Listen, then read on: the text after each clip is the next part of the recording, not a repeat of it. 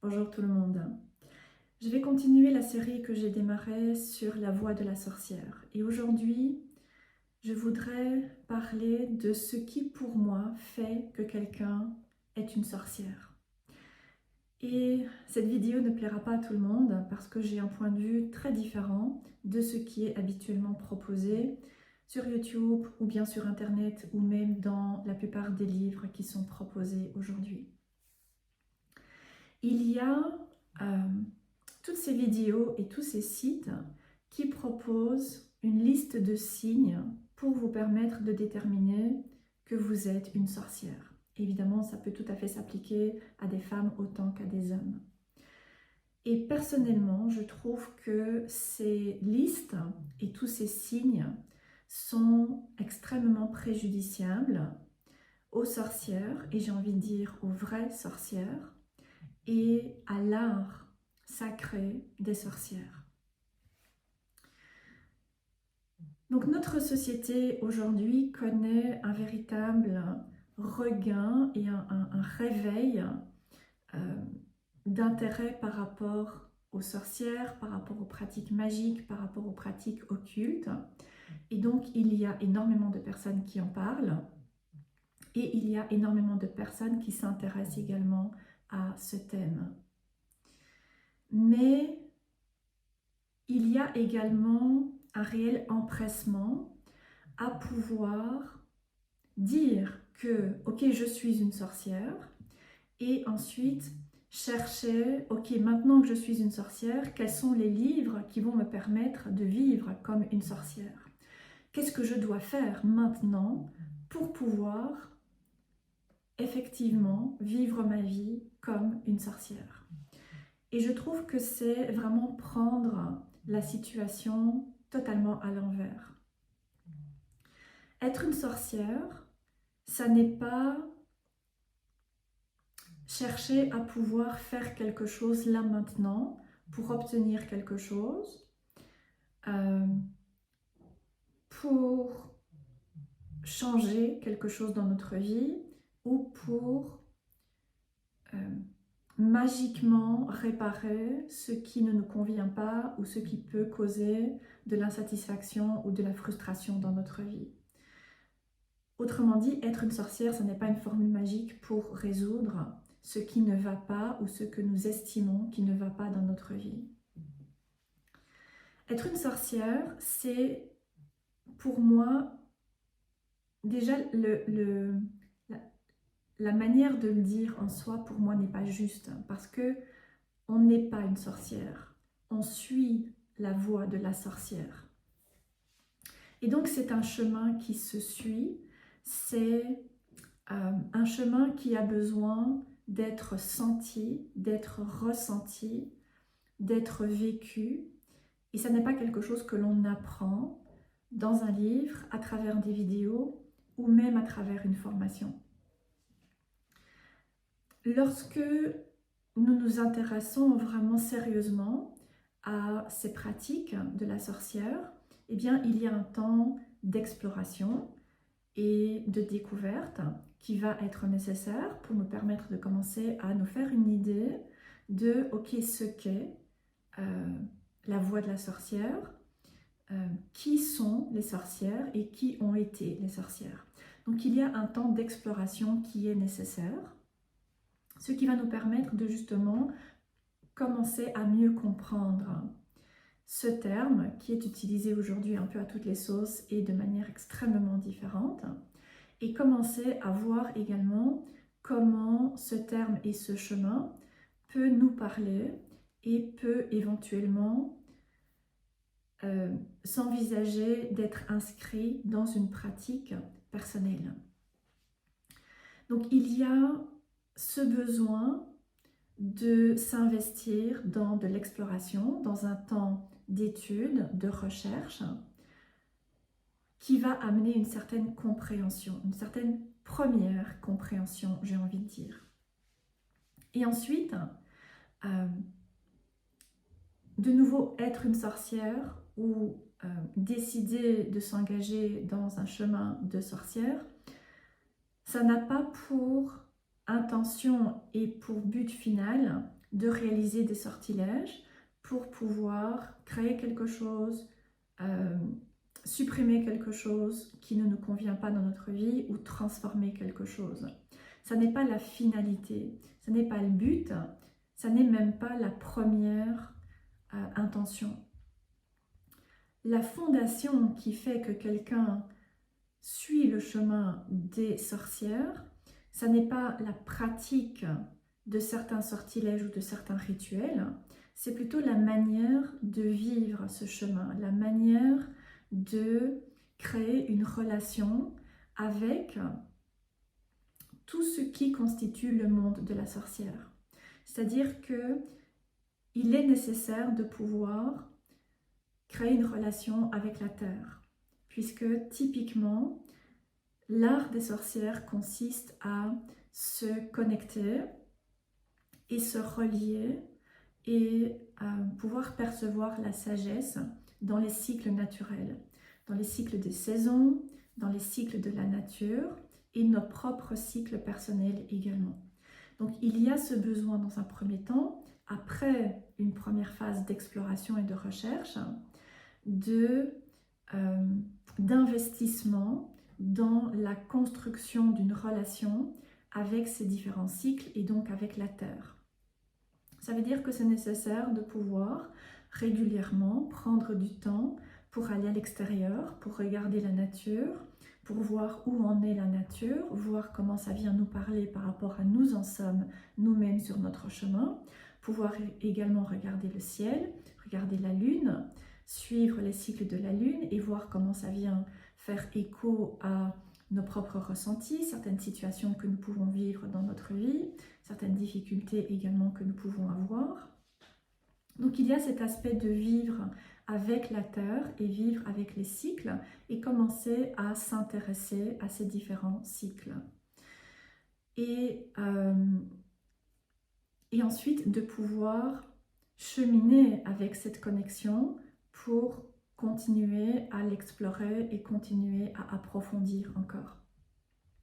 Donc personnellement, j'aime vraiment davantage le terme anglais que le terme français parce que en français on parle de sorcière et j'en ai déjà parlé dans d'autres vidéos, mais l'étymologie du mot sorcière, c'est le latin sor sortis, qui est le sort, c'est-à-dire le destin. Quel est le sort qui va être réservé à une certaine situation ou bien même à une personne. Et donc le terme de sorcière en français fait beaucoup plus référence à des personnes qui vont lire les sorts et qui aujourd'hui plus typiquement vont lire les cartes. Tandis qu'en anglais, on parle de witchcraft. Et il y a deux aspects qui me semblent importants. Tout d'abord, il y a cet aspect de witch qui ne se résume pas ici à quelqu'un qui va lire les sorts ou bien qui va lire les cartes. Le terme witch vient de l'ancien gallois witche qui veut dire sage. Donc il y a ce côté de quelqu'un qui a acquis une certaine sagesse. C'est aussi la raison pour laquelle j'estime que ça n'est pas vraiment juste de se dire je suis une sorcière, de la même manière que c'est un peu... ça ne me semble pas nécessairement juste de dire je suis un sage ou je suis une sage. Donc il y a ce premier aspect et ensuite il y a également l'aspect de craft, c'est-à-dire un art. Donc il s'agit véritablement d'un art. Et un art, qu'est-ce que c'est? C'est quelque chose qui se cultive et qui se perfectionne avec du temps, avec de l'étude, avec de la pratique et avec un certain investissement que nous allons mettre en place. Pas nécessairement pour créer quelque chose de spécifique, mais pour développer une structure qui va nous permettre ensuite de l'utiliser et de créer différentes choses dans notre vie.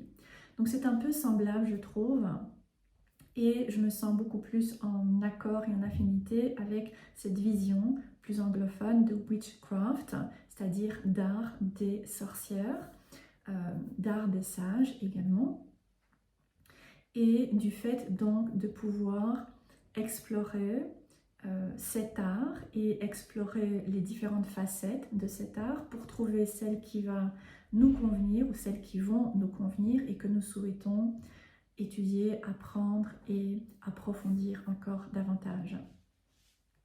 Donc effectivement, pratiquer la magie, ça implique de vivre en harmonie avec la Terre, de pouvoir être connecté aux différents cycles, encore une fois, et de voyager dans d'autres plans, de pouvoir aller communiquer avec des divinités, avec des guides, avec des élémentaux par exemple. Mais c'est surtout notre connexion à la Terre, là où nous vivons, et l'ancrage que nous allons pouvoir trouver à la Terre qui va nous permettre ensuite de voyager dans le monde d'en haut, dans le monde d'en bas, d'en retirer de la sagesse, tout en étant ancré dans le physique et tout en prenant le temps d'explorer les différentes facettes de l'art des sorcières et trouver ceux qui vont, ou les facettes qui vont nous convenir, qui vont nous parler, qui vont faire écho avec notre propre chemin et que nous allons donc décider de pouvoir étudier. Et donc c'est très différent de cocher quelques phrases, décider que ok je suis une sorcière et ensuite trouver ou chercher dans des livres ou bien dans des vidéos des rituels qui vont me permettre de faire des choses et d'obtenir ce que je veux par exemple. Je trouve que c'est totalement à l'opposé de ce que peut apporter le fait de suivre un chemin de sorcière ou un chemin de prêtresse, ou peu importe la manière dont vous souhaitez le nommer. Ensuite, il y a évidemment un aspect historique avec des légendes, avec des histoires, avec des clichés également. Et donc, c'est important aussi de pouvoir consacrer de l'étude pour faire un peu de tri dans tout ce qui est dit sur la sorcière et se faire une idée plus juste de qui est cet archétype, quel est cet archétype et encore une fois comment nous pouvons créer une relation et une connexion avec lui. Donc il y a cette connexion à la Terre, il y a cette connexion aux anciens, il y a cette connexion aux différents plans et aux divinités et aux éléments et aux cycles naturels. Et c'est la création de cette connexion, c'est la construction de cette relation qui va faire que nous allons pouvoir, lorsque nous suivons un chemin de sorcière, commencer à puiser une certaine magie et l'utiliser dans notre propre vie pour amener des changements, pour amener une guérison, pour permettre de l'expansion ou pour nous sentir soutenus lorsque nous traversons une période qui peut amener des challenges importants sur notre chemin. Donc il y a avant tout, je pense, un alignement avec la Terre. Et cette compréhension aussi du fait de concevoir la vie peut-être d'une manière différente de ce que la plupart des personnes peuvent envisager. Donc avoir cette compréhension de la vie qui est plutôt cyclique et pas nécessairement linéaire, avoir cette compréhension de multitudes de plans qui existent et pas simplement la terre et le ciel. Comprendre également qu'il y a une ancienne sagesse qui existe toujours aujourd'hui et à laquelle nous pouvons encore nous relier, que ce soit la sagesse d'ancêtres ou que ce soit la sagesse d'éléments ou de certains lieux par exemple, de lieux dans la nature par exemple. Et donc c'est un chemin qui nous amène à être connectés à la terre, également à d'autres espaces comme l'eau et le ciel et le feu.